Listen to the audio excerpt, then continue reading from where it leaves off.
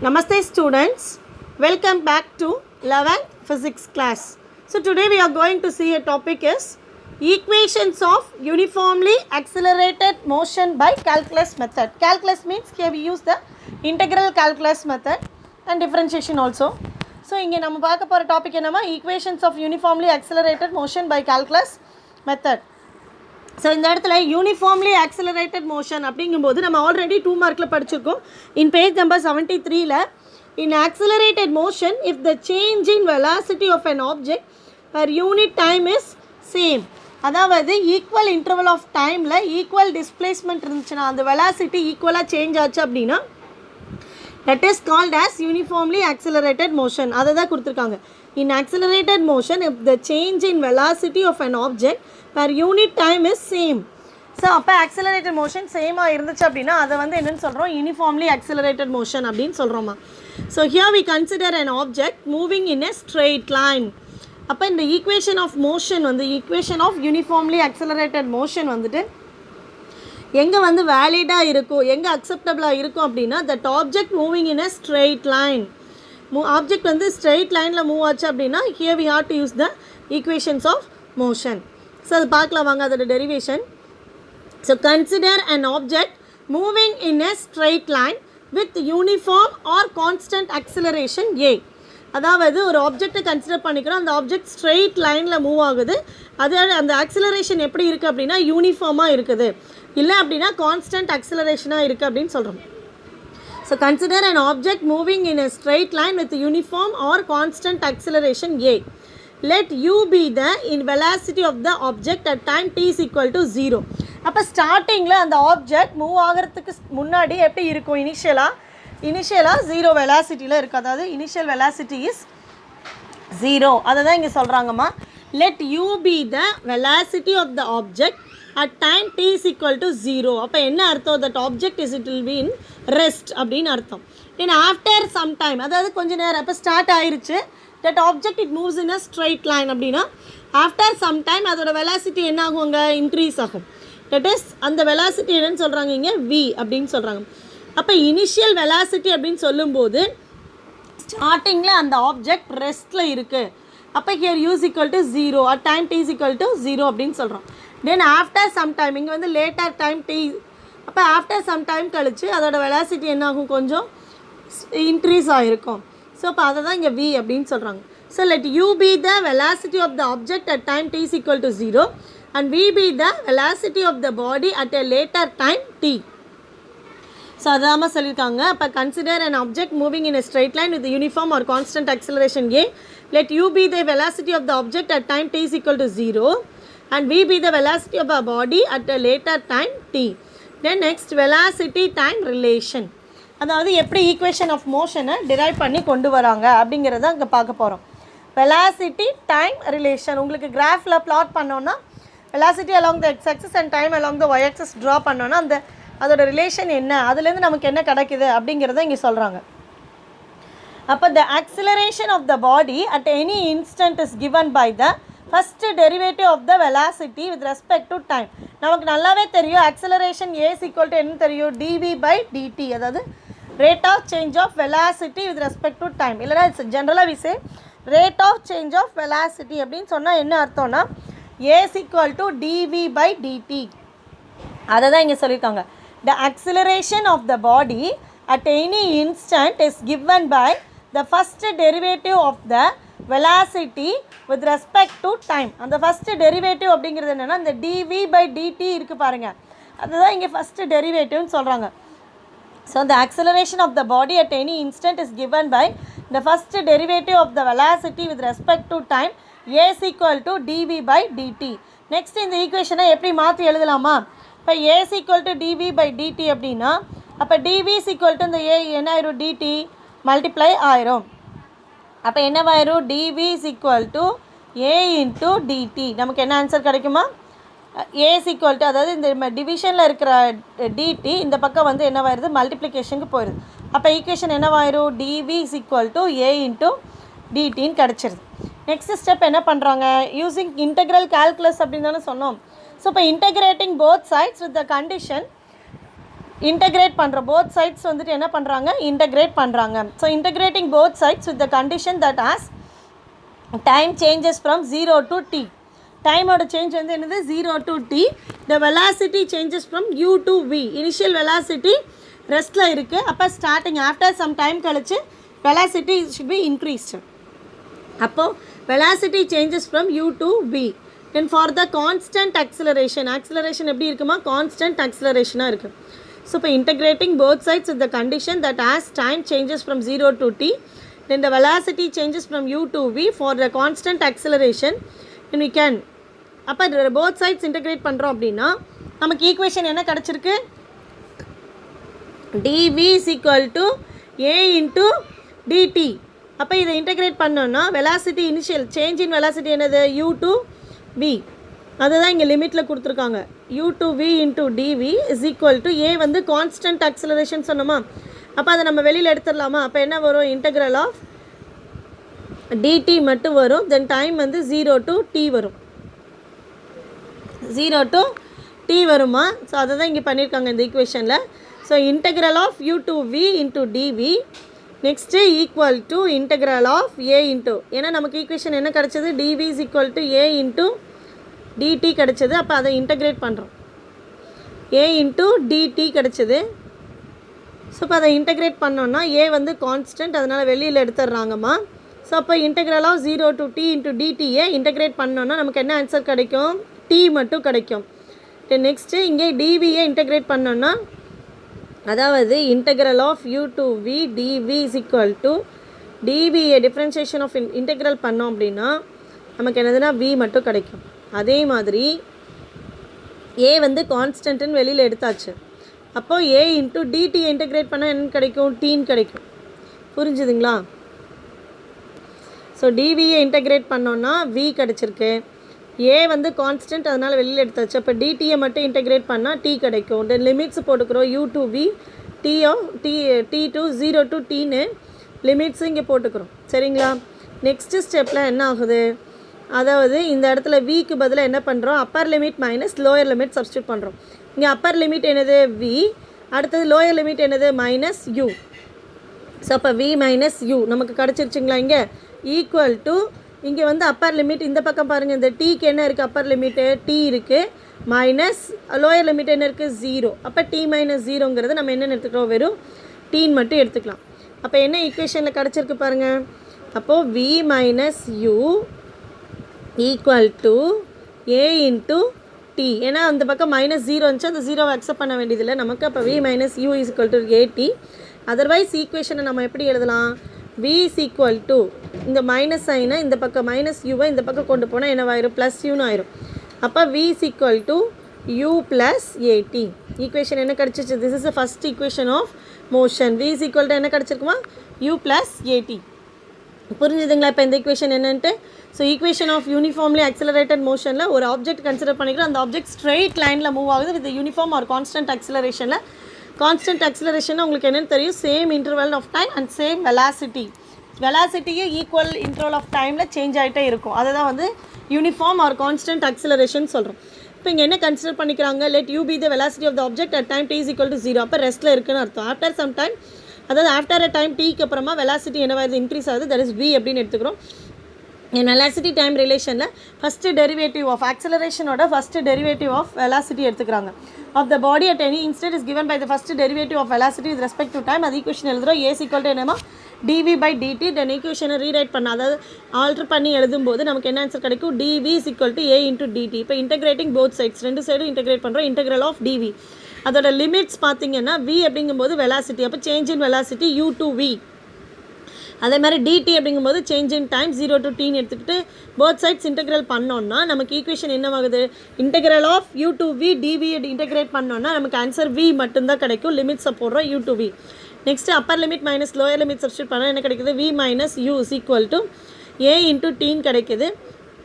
தென் minus சைனை இந்த பக்கம் ரைட் சைடு எடுத்துகிட்டு வரும்போது என்ன ஆயிடுது, ப்ளஸ் சைன் ஆயிடுது. அப்போ v is equal to u plus at. This is the first equation of motion.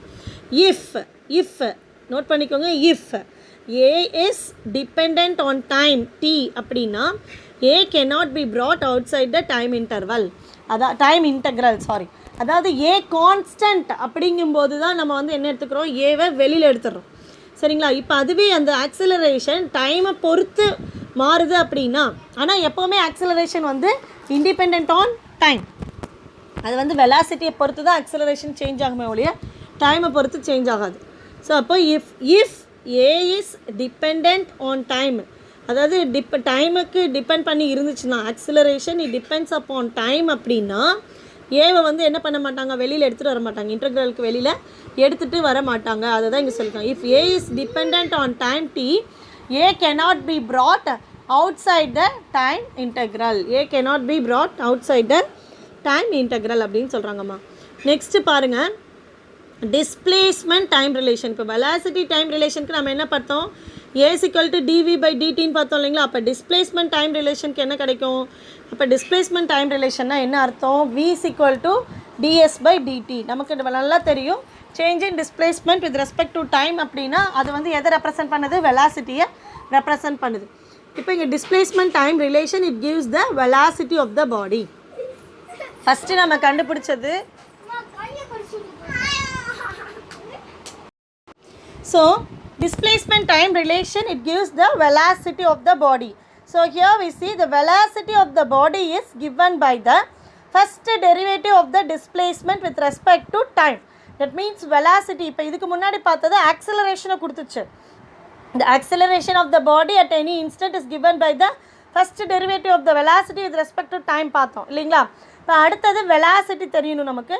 So the velocity of the body is given by the first derivative of the displacement with respect to time. அப்படி இருக்கும்போது அப்போ உங்களுக்கே நல்லா தெரியும் வெலாசிட்டினா என்னது, rate of change of displacement with respect to டைம்னு அர்த்தம். அப்போ வி ஈக்குவல் டு என்னமா ஈக்குவேஷன் எழுதலாம் நம்ம, டிஎஸ் பை டிடி. ஆர் இதே ஈக்குவேஷனை ஆல்டர் பண்ணுறாங்க, என்ன கிடைக்கும், ds is equal to v into dt. இந்த டிவிஷனில் இருக்க டிடி வந்து என்னவாயிருது, இந்த பக்கம் மல்டிப்ளிகேஷன் போயிடுது. அப்போ என்ன கிடைக்கும் equation, ds is equal to v into dt. நம்ம already equation of motion first equation என்ன கண்டுபிடிச்சி வச்சுருந்தோமா, v is equal to u plus at. ஈக்குவேஷன் ஃபஸ்ட்டு 1 என்ன கண்டுபிடிச்சி வச்சுருக்கோம், v is equal to u plus at. அப்போ u plus atயை கொண்டு வந்து இந்த ஈக்குவேஷனில் சப்ஸ்டியூட் பண்ணுறோம். எந்த இடத்துல, இப்போ ds equal to இந்த vக்கு பதிலாக இங்கே என்ன பண்ணியிருக்காங்க பாருங்கள், u plus at இருக்கா, இந்த vக்கு பதிலாக இந்த இடத்துல u plus at சப்ஸ்டியூட் பண்ணியிருக்காங்க பாருங்கள். அப்போ ஈக்குவேஷன் என்னவா மாறும், we get ds is equal to vக்கு பதிலாக u plus at into dt. Next நமக்கே தெரியும் என்னதுமா, இன்டகிரேட் ஆன் போத் சைட்ஸ். புரிஞ்சுதுங்களா இப்போ? ஸோ அப்போ ஃபஸ்ட்டு இங்கே வந்து என்னதுன்னா ஆக்சிலரேஷனை வந்துட்டு acceleration of the body at any instant is given by என்னது ஆக்சிலரேஷன் அப்படின்னா ஃபஸ்ட்டு டெரிவேட்டிவ் ஆஃப் வெலாசிட்டி, அதாவது velocity with respect to time dv பை dt. அதை இன்டகிரேட் பண்ணோன்னா நமக்கு என்ன கிடச்சது ஆன்சர், வெலாசிட்டி கண்டுபிடிச்சிருக்கோம், v is equal to u plus at. அடுத்தது டிஸ்பிளேஸ்மெண்ட் டைம் ரிலேஷனில் இப்போ எஸ் கண்டுபிடிக்கணும், அதாவது டிஸ்பிளேஸ்மெண்ட் எஸ் கண்டுபிடிக்கணும். அப்போ டிஸ்பிளேஸ்மெண்ட் டைம் ரிலேஷன் எதை கொடுக்குது நமக்கு, velocity. So the velocity of the body is given by the first derivative of the displacement with respect to time. So இப்போ ஈக்குவேஷன் என்ன எழுதுறாங்க, v is equal to ds by dt or ds is equal to v into dt.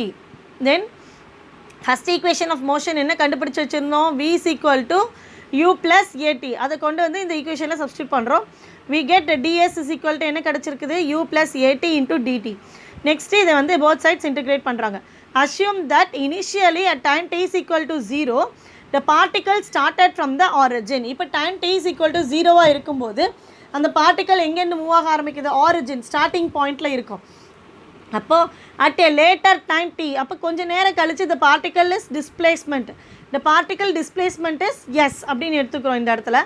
இப்போ further assuming that acceleration is time independent. Acceleration வந்து எதுக்கு டிபெண்ட்டாக கிடையாது, டைமை வந்து depend பண்ணி இருக்கிறது கிடையாது.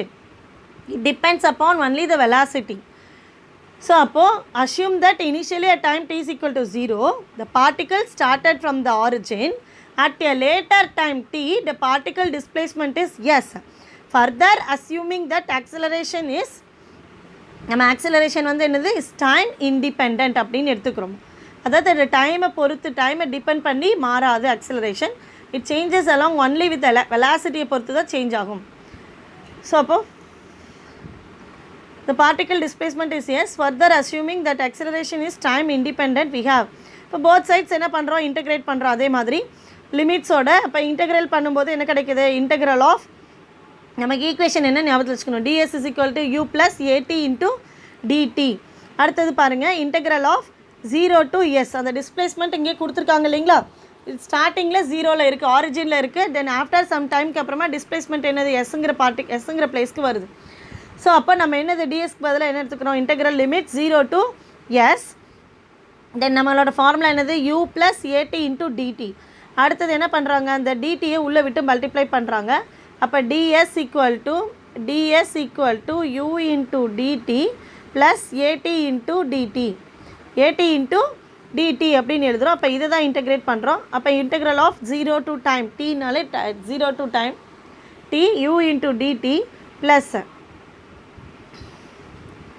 integral of 0 to s ds equal to integral of 0 to t u into dt plus balance என்னமா இருந்துச்சு at into dt இருந்துச்சுங்களா. அப்போ integral of 0 to t at into dt.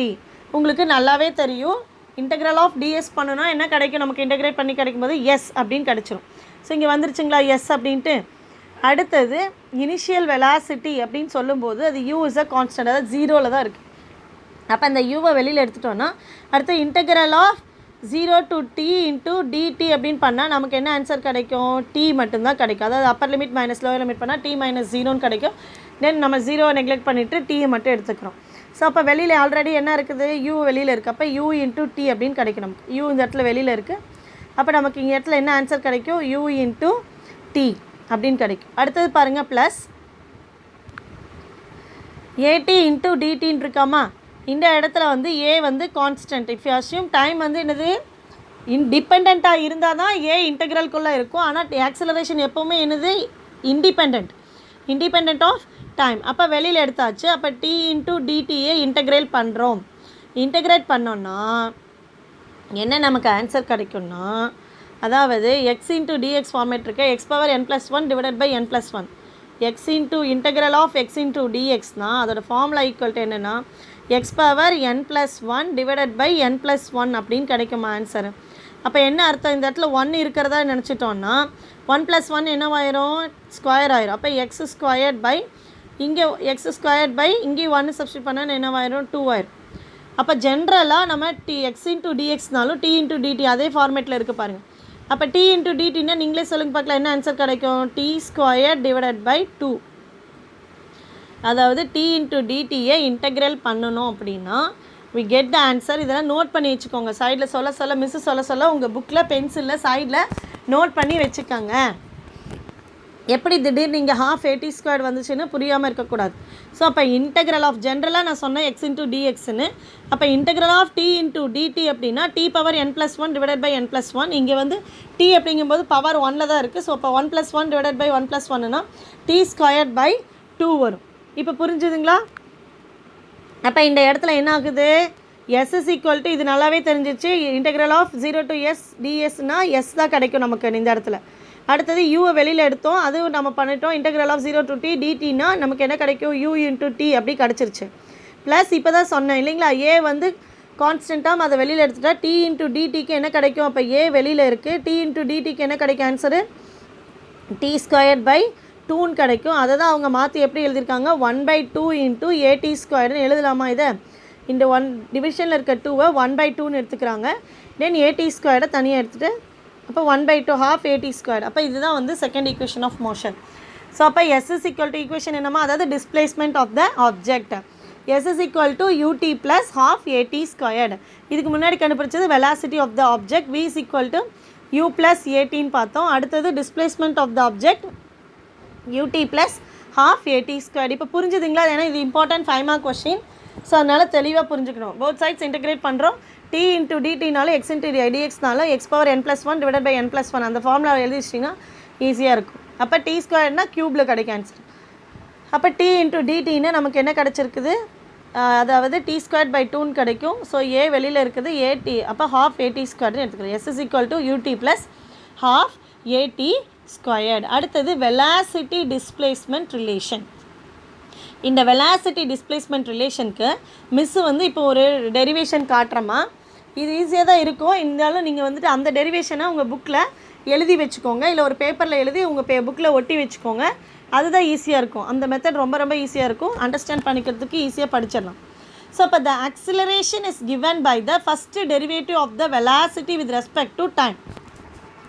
The acceleration is given by the first derivative of velocity with respect to time அப்படிங்களா. இப்போ அதுக்கான equations பாருங்கள், இங்கே இருக்குது பாருங்கள், அதே தான் இங்கே கொடுத்துருக்காங்க. The acceleration is given by the first derivative of velocity with respect to time. இதை வந்து உங்களோட புக்கில் காப்பி பண்ணிக்கோங்க. அப்படி இல்லைன்னா ஒரு பேப்பரில் காப்பி பண்ணிவிட்டு புக்கில் பக்கத்தில் பேஸ்ட் பண்ணி வச்சுருங்க. இது எதுக்கானது? Velocity displacement relation. வெலாசிட்டிக்கும் டிஸ்பிளேஸ்மெண்ட்டுக்கும் இடையில உள்ள ரிலேஷன் தான் இந்த ஈக்குவேஷன், அதாவது தேர்ட் ஈக்குவேஷன் ஆஃப் மோஷன் சொல்கிறாங்க.